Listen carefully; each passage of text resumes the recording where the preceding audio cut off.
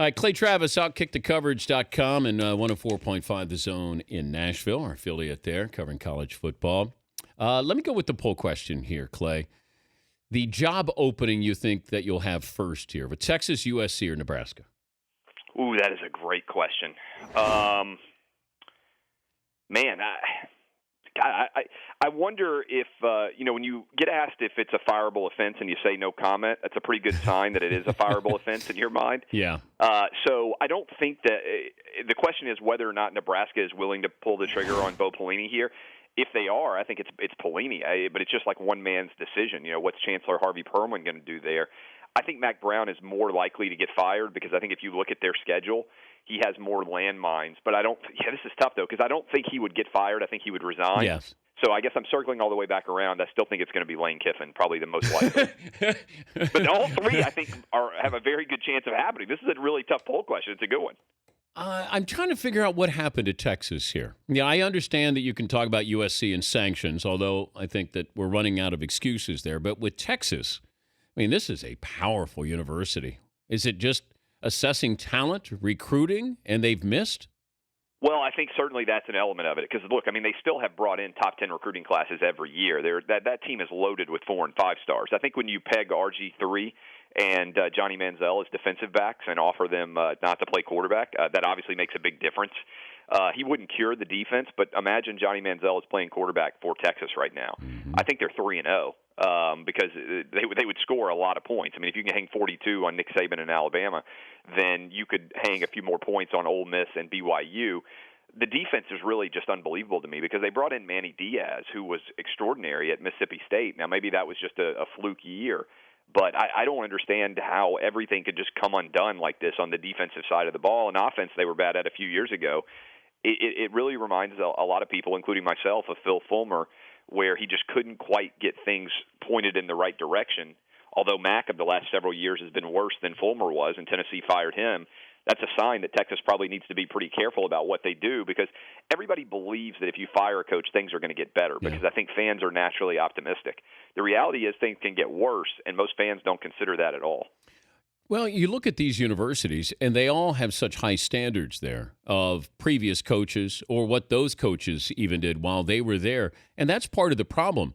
College football, it moved at sort of a glacial pace before where you had the same powers that were there, the same coaches that were there, and these kids were loyal for 4 years. Now it's changed because I want to start now. Where can I start now? Coach is going to take an extra, $1 million to go someplace. So trying to keep these powerful programs in place, scholarship reductions for all of these places now, it's just difficult to be great for a consistent period of time.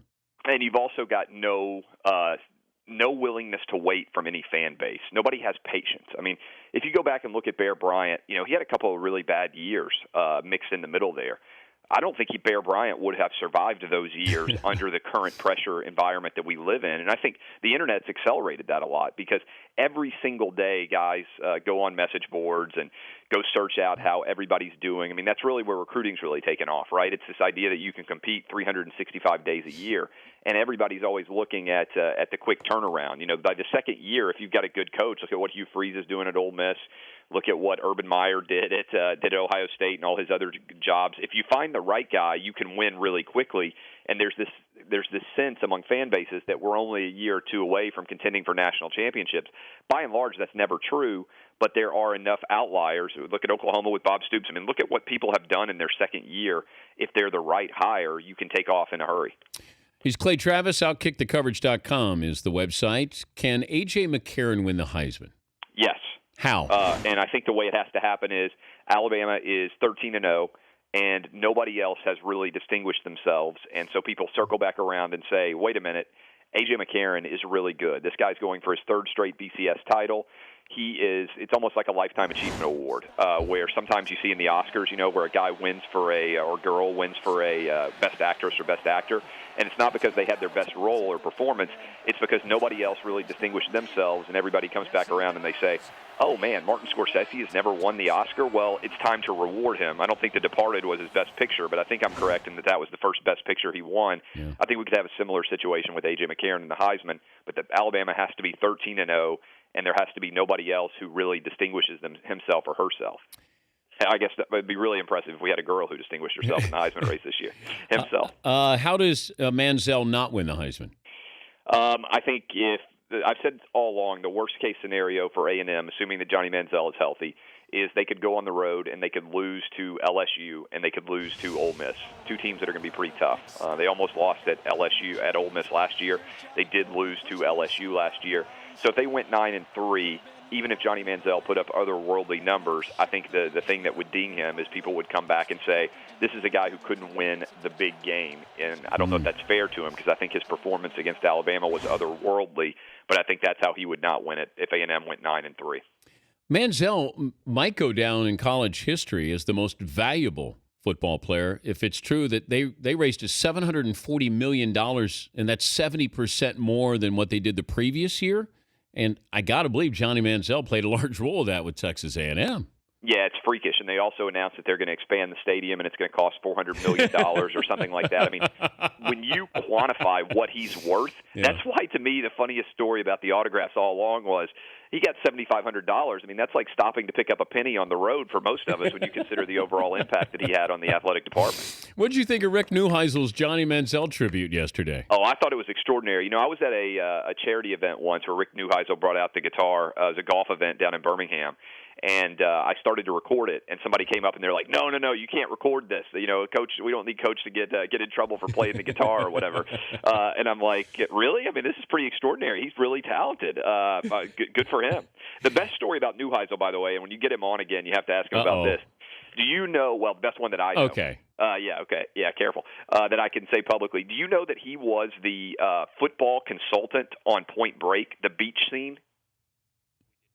I think we've talked to that. Paulie, have we talked to him about that? We did. Yeah. Yeah, because they had to dub in, like Keanu Reeves couldn't throw the football, so they had to bring in somebody else to throw the football. Okay, you guys are on the ball. You already knew about that. I think that's one of the best stories ever when you get him talking about Swayze and like all his concerns, Patrick Swayze back in the day, about how he wanted it to feel more real. You know, they're on the beach playing football in a Hollywood movie, but he's like, I just don't know about whether my character should blitz here or whether, you know, it's like I'm the head coach. You know, I'm the coach here, Swayze. You just listen to me. Well, do you smoking cigarettes and throwing them out and everything else, arguing?